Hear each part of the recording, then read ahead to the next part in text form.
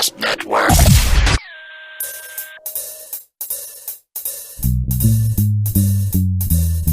Hey.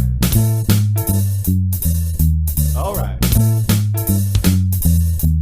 It's a video game show. It's a video game show. It's not a game show about videos. It's a video game show. Welcome to the Gamercast Network video game show for Sunday, May 24th, 2009. This is episode number 143. And this week for the roll call, a question from Batosi33. If you could take elements of two games to make the perfect game, what games would they be and what elements would you take? And joining us on this Sunday is Phil. I would take the hack and slash from Diablo 2 and cross that with survival mode from Left 4 Dead. I think that'd be kind of fun. Especially with the Necromancer. Get a little corpse explosion in there. Be a lot of fun. And also joining us is Ivan. I would take Diablo and the number 3 and combine them together to make Diablo 3. Well done. Because that will probably be the perfect game. Very good, very good. And finally joining us is Bob. I would take all the content from City of Heroes and combine it with the humor and gameplay from Serious Sam to make a nice fast-paced superhero slaughterhouse. Oh, sweet baby Jesus. Yeah. And you'd never stop because you'd never run out of content. And let's see, I'll take the flying space stuff from Wing Commander and combine it with something because there are no Wing Commander games anymore and they haven't been made, so anything. Anything. Please, just make another space simulator. For God's sake. Throw me a bone. You can combine it with the Horse Adventures. Wing Commander. Horse. I don't even know where the hell I'm going with this. But I just like Wing Commander, and you'd be in the plane skirting over like a herd of Mustangs as they run through the Colorado wilderness. Barbie Horse Commander. Hey, there you go. That's where I wanted it to end. Thank you. Oh, that would be sweet. Diablo and Peggle. Oh my God. I don't even know how you do it, but it would be the perfect game. You'd like get epic loot drops when you did a good shot. Oh my God, dude, with the rainbows and everything. Holy yeah. shit. And you could call it like Diego. Wow, dude. You'd never be able to stop playing that game. I mean, stopping playing Diablo or stopping playing Peggle is hard enough as it is. If you somehow manage to fuse the two, you'd never see us again. Diego. 3. Yes. It's so good they skipped right to the third one. Don't bother with the first two. The first two weren't as good, trust us. This one's sweet. This week on the Gamercast Network. Listen to Podtacular for the biggest stories in the unofficial Halo universe. Tune into Uncle Gamer Radio for their special brand of humor. On this week's episode of the podcast, we'll join Jim and the crew for a completely on-topic, interesting, timely, and intelligent video game discussion. That's the Podcastle on Destructoid. Check out Gamertag Radio for the perfect union of music and video games. Discover the community that brings you all these great podcasts and more at GamerCastNetwork.com. Next topic. Okay, no one checked the show notes. I'm looking at the show notes right now. I just have no idea. Yeah, suicide over gaming. That's it. That's the only thing that happened this week. There were stories, but stories that we normally don't talk about. You know, do we care about Infamous? Infamous, the PlayStation 3 game. Oh, well, it's not on Steam. I mean, do you care about the TF2 update, sniper stuff, spy? Aren't there like 2 right in a row? I don't know. I still haven't played that game. See, yeah. There wasn't much. Everybody's waiting for E3, I guess. There was a complaint about City of Heroes and the Mission Architect system, but I can't remember all the details of it. I remember seeing some post on Slashdot or whatever that was about people exploiting, and they knew people were exploiting, and they're going to throw the hammer down, and they're just going to like decide whether or not you were exploiting, and if you were, they're going to delete your character or ban your account or some nonsense. Is it easy to exploit? I have no idea. I've never even tried. I would imagine it would be, because you could... Apparently there was some bug with one of the minions was giving too much experience. Like, it was giving more than minion experience. It was giving lieutenant experience or something, and somebody figured that out and then just made a giant map packed with as many of these things as they possibly could, and then would go in with your big group and just do the same board over and over and over again and get tons and tons of experience because they were fairly easy to kill. You can only give out minion experience? You can't give anything more? You don't actually get to choose experience and all that. It's kind of just built in. Like, if you defeat a minion and you're such and such a level as compared to the minion's level, you get X amount of XP or whatever. It's just how the game works. You don't actually pick any of the values or like what you get for a mission reward or anything. So like I said, so apparently there was a bug in this one that it was just giving too much for some reason. One thing we didn't talk about, probably 2 or 3 weeks ago, there was a World of Warcraft exploit. Some guy had something wrong with his character, so he contacted a GM, and they mailed him, I don't know, he lost his equipment, did something, I don't know, but he wound up with this developer level shirt that had like 30 charges of destroy target creature kind of thing. Sweet. I can only imagine what he did with that. Yeah, so him and a bunch of his guild buddies went into Ulduar, which is the newest high-level instance, and wound up just, walking up to the bosses and just one-shot killed him. What was the resolution on it? Did they take it away, or did they take away all the stuff, or? Well, originally what they did was they banned him and his entire guild. It didn't even matter if you were in the group, if you knew what was going on, they just banned the entire guild. Wow. It wasn't, a guild of like 10 people. It was a pretty big guild, at least, 20 or 30 people in it. Well, I guess what they did was the guy who actually did this contacted Blizzard and said, here's what happened, blah, blah, blah. And I guess what they wound up doing was reinstating everybody in the guild but this guy, and maybe the group that he was with. I'm not sure. But he definitely got his account just got deleted. They were like, sorry. He's like, well, what the hell? You guys mailed me this item. Why was I not allowed to use it?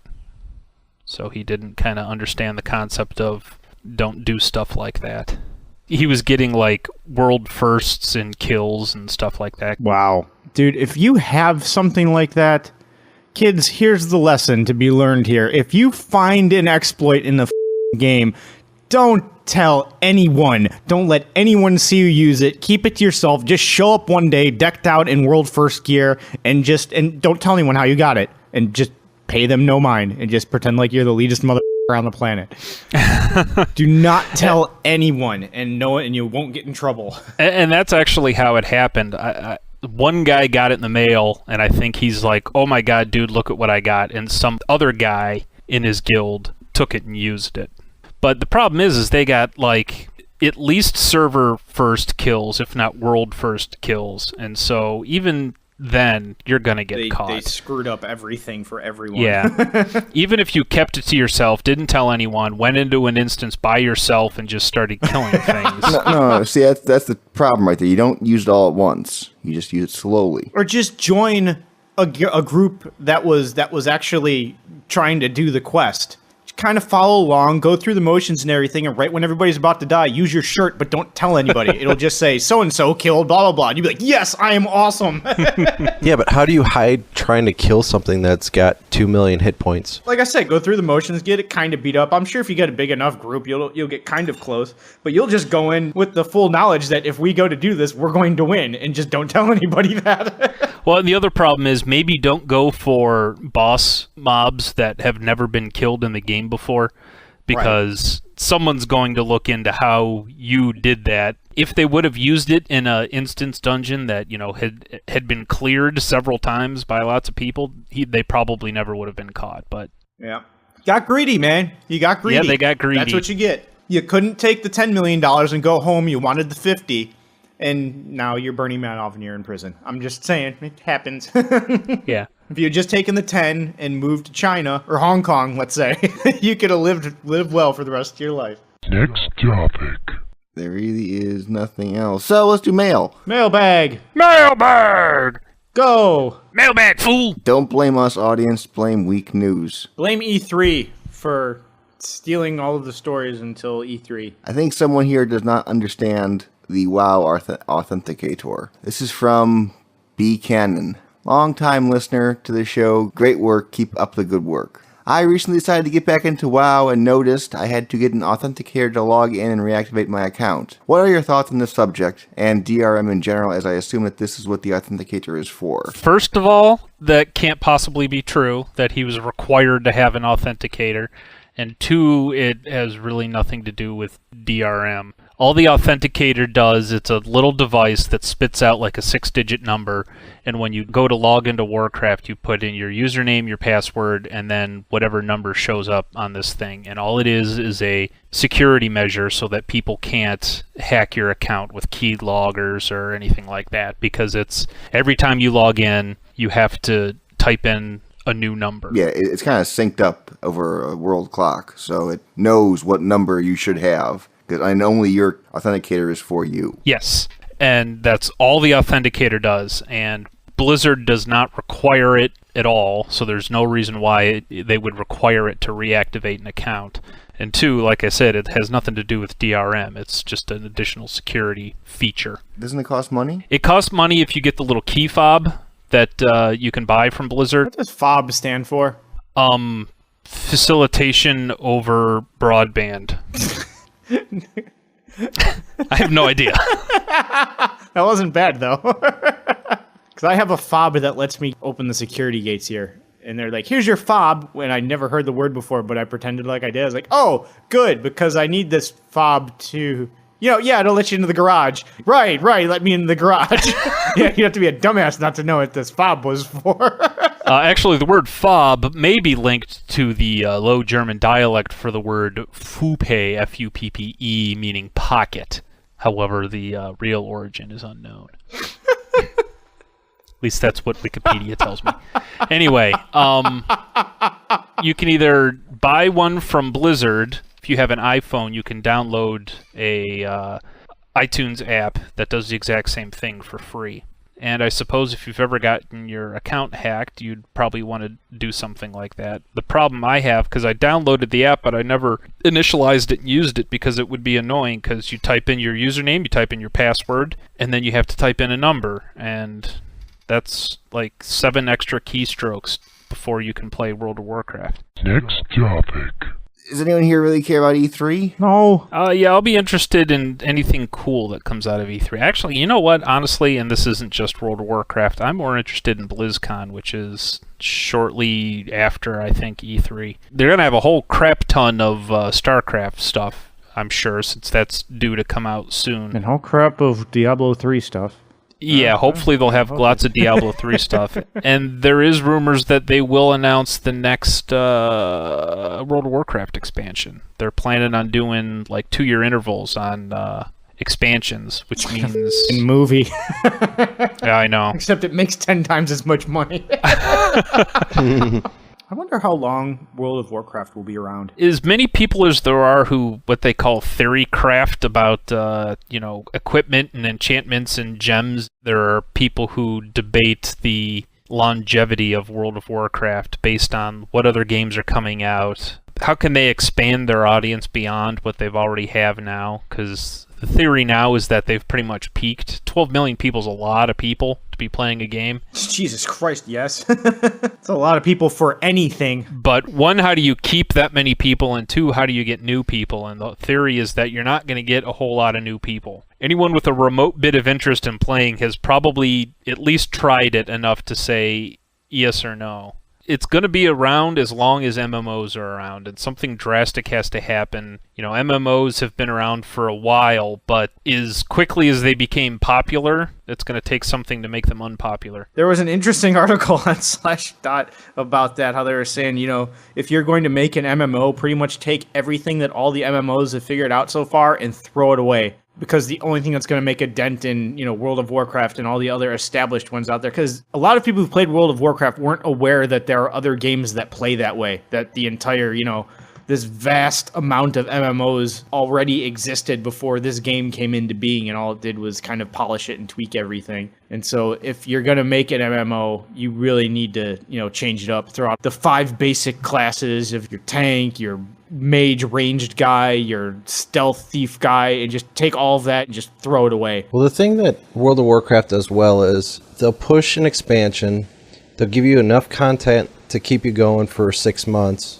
then they'll eventually push out the end game stuff. Well, right, but the core gameplay, though, for an MMO hasn't evolved since, what the hell was the first one to come out? Was it EverQuest? Yeah, EverQuest was the first real one, because that predated Asheron's Call, right? Anyway, first one I played was Asheron's Call, and every freaking MMO is exactly the same. It's just, how it's presented, or, what kind of quest it is, or what kind of world it's in changes, or what it looks like. But basically, you run up to a thing, you beat it in the face, you get experience, and your guy improves somehow. And that's what I was saying, is I think the only way Warcraft would ever start losing significant numbers is if somebody came out with that new thing that was so new, so innovative, so different that it drove all of the hardcore players who are doing WoW now to this new thing because it was so much better, so much different. So yeah, it's two things there. One is if you want to succeed with some sort of MMO, it's got to be completely different than what's out there.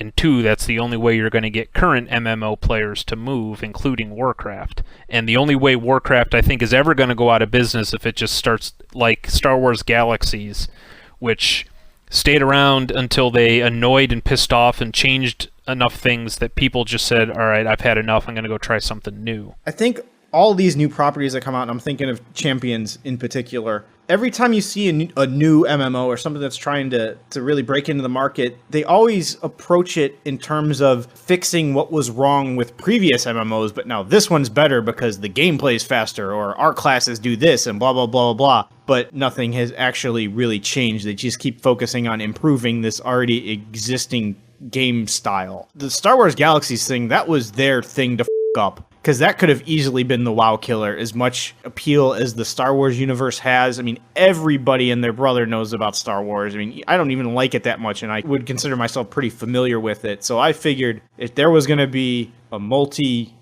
online game that would have killed WoW, it would have been Star Wars Galaxies, and they ruined that themselves. So I do think if there will be a killer, looking at the Star Wars property would probably be a good first step in getting that WoW killer. Yeah, that's what I'm thinking there, is that Blizzard will either screw it up for themselves somehow, or something else will come out that's better, that will drive people towards it. And that's the thing, is when you've got World of Warcraft, which is so big and has such a huge player base, you can come out with an MMO that says, we do something different. If you die, you don't have to walk back to your corpse kind of thing. You just pop up. Well, you know what? Blizzard's got enough money and enough resources, and if it makes sense, they can just change stuff like that now. So no one's going to go play MMO X because it does one thing better than World of Warcraft, because all World of Warcraft has to do then is just say, all right, well, we'll change that too. Next topic.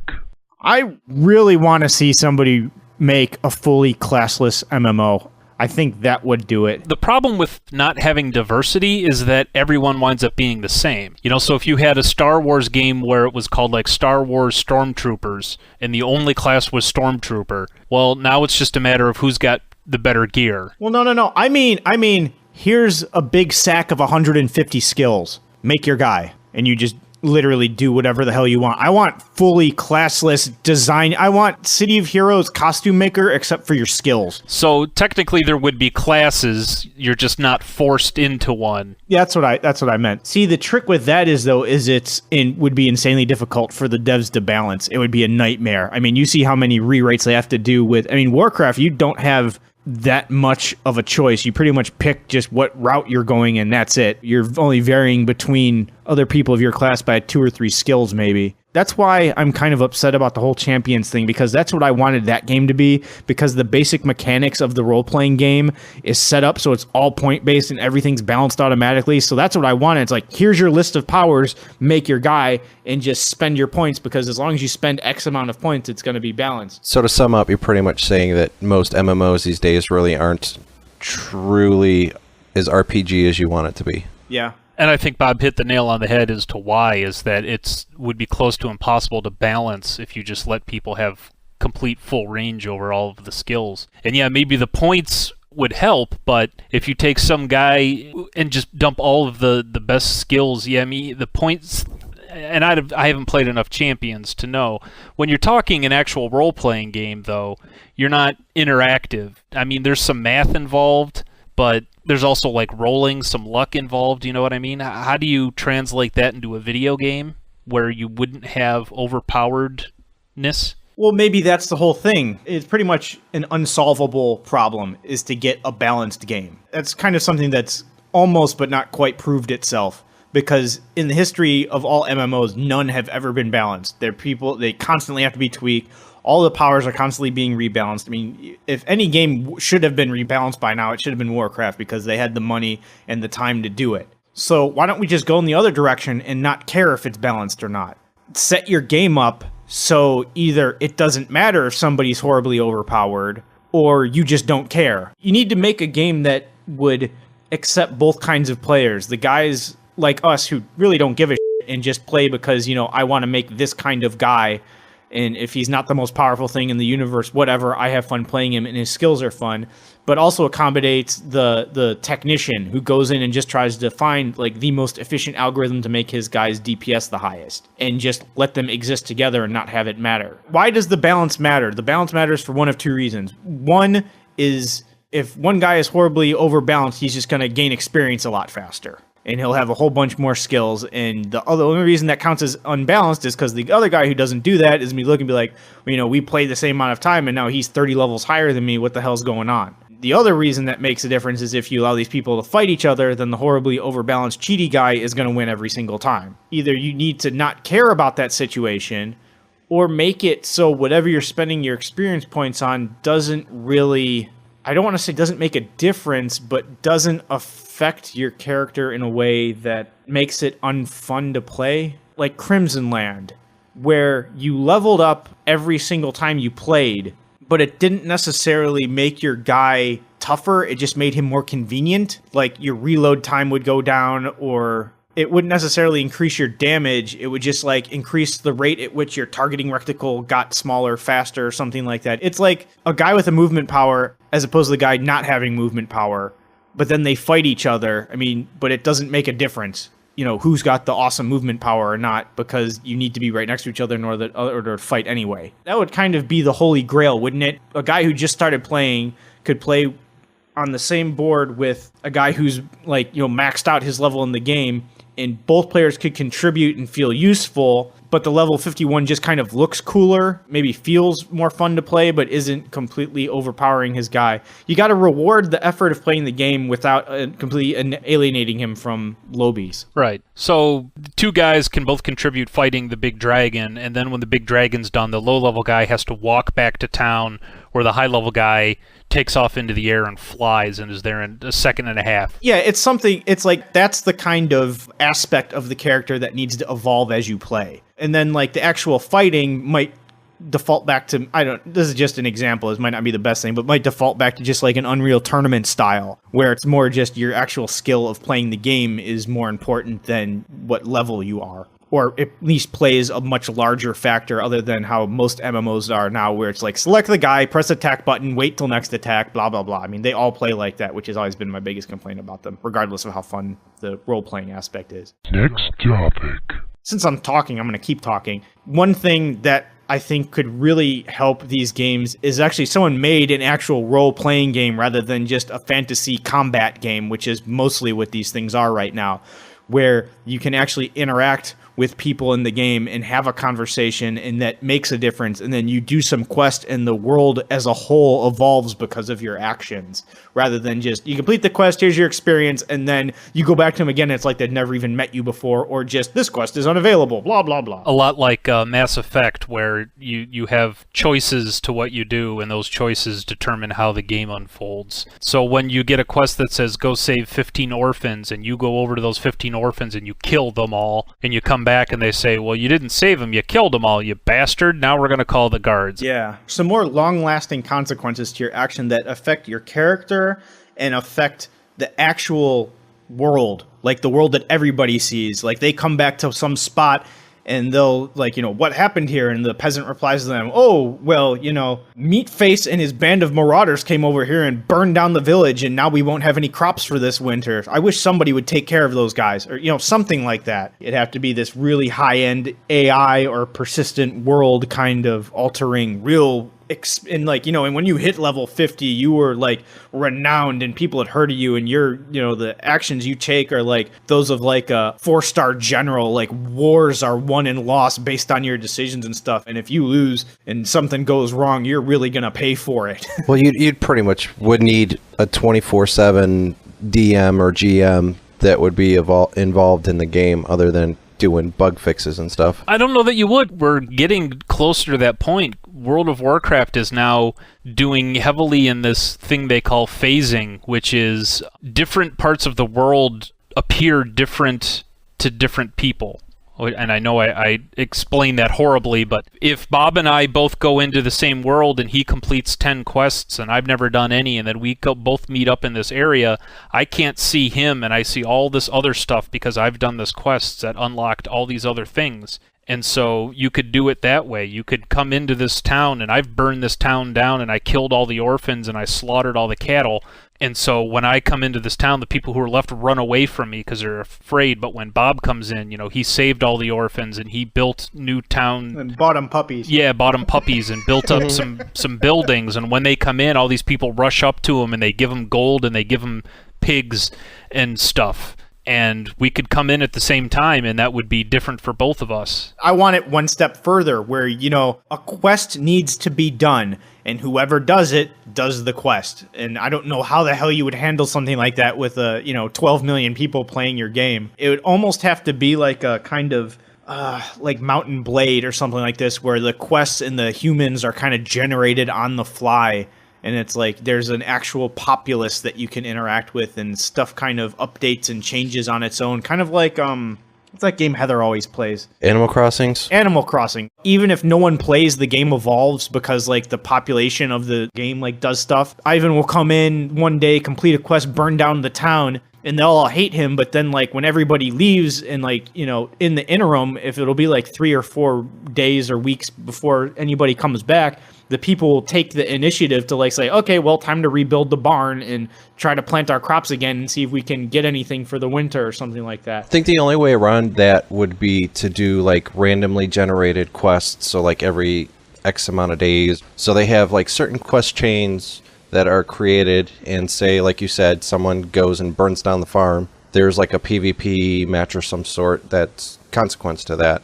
And they just kind of randomly do that every so often. Well, it's even better if it not just randomly generated, but like I said, like, all right, I'm going to make this world that's, I have AI humans and AI orcs. They hate each other. They have the same amount of weapons, the same amount of territory and stuff, but their whole goal is to take everything they can from the other people. So the quest would be revolving around, like, if one day Village A decided to raid Orcish Town B, and like maybe there would be a quest someday when you go by the village and be like, humans be like, oh, help us beat up the orcs. We've decided to attack. And then you go and attack, and you're the hero for the day, and they give you meat and whores and stuff. Next topic. As difficult as all that sounds, and as much as we're just kind of saying, wouldn't it be awesome if, with World of Warcraft and some of the things that they're coming up with, I think we're actually getting to a point where somebody could take that knowledge, since you can't really trademark the whole phasing idea, somebody could take that the step further that it needs to go and actually do something with that. And maybe Blizzard will actually do that, and maybe that's why World of Warcraft will never ever die, because they've got all of the smartest people and all of the people with all the greatest ideas, and they're going to implement them in World of Warcraft, which no one will ever want to quit. By the way, Blizzard, if you're listening and you liked any of those ideas, I'm available for any employment offers. And check out his City of Heroes level for some ideas. Yeah, it's got 2 whole missions. What was the name there, Bob? It was called True Evil by Unlord.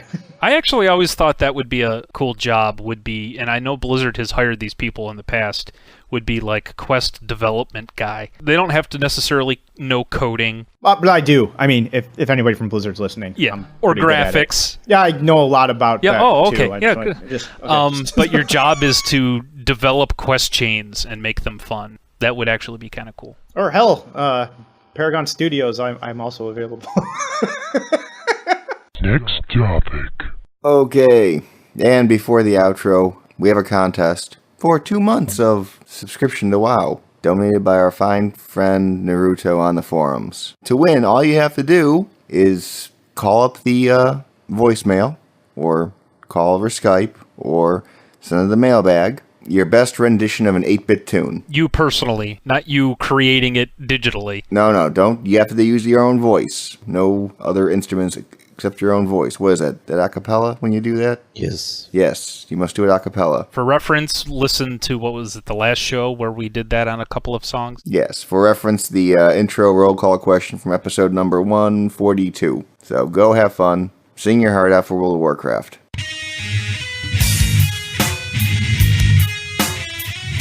And that was Video Game Show episode number 143 for Sunday, May 24th, 2009. Any ham sandwiches or share dream pies to give to the world peoples? I got nothing. I'm just hoping that the Cavs game tonight doesn't end like the last two games where it came down to a last-second shot. Well, that means you only have to watch the ending then. That happens in every basketball game. You only got to tune in for the last 5 minutes. And as usual, send your comments, questions, queries, concerns, roll call question, or contest entry to the mailbag at mailbag@videogameshow.org, Skype us at videogameshow, or call us at 320-300-GAME. That is a standard long-distance call, and all normal fees apply. And that's a wrap. Good night.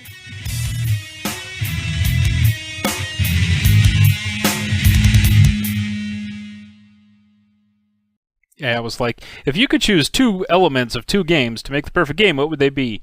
3. There would be 3 elements there. No, just that is my answer. 3. Well, 3 what? 3 elements? 3 things? No. 3. The perfect game would be 3. Yes. And we're not going to tell you what it's about. It's just perfect. And just keep that in mind. You don't need to know what it's about. As soon as you play, you'll realize it. It's perfect. What difference does it make? It's the perfect game. And you'll say, holy that game's perfect. 3 is the best game ever made. Go play 3.